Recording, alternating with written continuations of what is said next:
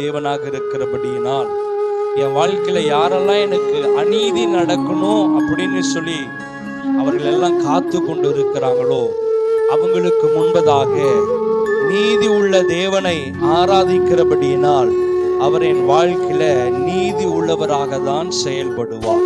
காலைதோறும் அவர் நியாயத்தை என்ன பண்றாராம்? விளங்க பண்ணுகிறார். அவர் நீதி உள்ளவர் தான், அவர் பராக்கிரம் உள்ளவர் தான், அவர் அநியாயத்துல பிரியப்படாத தேவன் தான். அதே நேரத்தில் அவர் இரக்கம் உள்ளவராகவும் இருக்கிறார் என்பதை நம்ம மறந்துடக்கூடாது. எப்படி ஆண்டவர் காலைதோறும் நீதி செய்கிறவராக இருக்கிறாரோ அதே போல ஆண்டவர் காலைதோறும் புதிய கிருபைகளை என்ன பண்றாரு? கொடுக்கிறார்.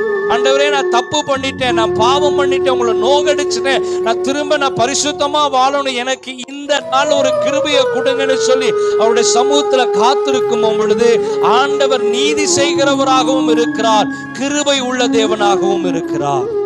பாவம் பண்ணிட்டு அவன் தண்டனைக்குட்பட்டவனா இருந்தா அவனுடைய குற்றங்களை சொல்லி சொல்லி சொல்லி அவனுடைய இருதயத்தை நோகடிப்பாங்க, அவனை தூரப்படுத்துவாங்க, அவன் கூட யாரும் சேர மாட்டாங்க, அவன் கூட யாரும் பேச மாட்டாங்க, அவனுடைய தப்பிலிருந்து மீண்டு வருவதற்கு யாரும் அவனுக்கு உதவி செய்ய மாட்டாங்க.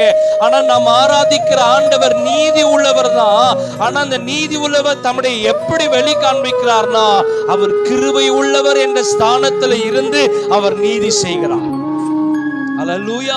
எப்படி அவர் கிருபை உள்ளவர் என்கிற ஸ்தானத்தில் நின்று அவர் நீதி செய்யும் பொழுது பாதிக்கப்பட்டவனுக்கு எந்த விதமான பாதிப்பும் வருகிற காலத்தில் அவன் பெறாதபடிக்கு அவன் இன்னும் அதிகமாய் தேவனுக்கு என்று பரிசுத்தமாய் வாழ அவர் கிருபை பாராட்டுகிறவராக இருக்கிறார்.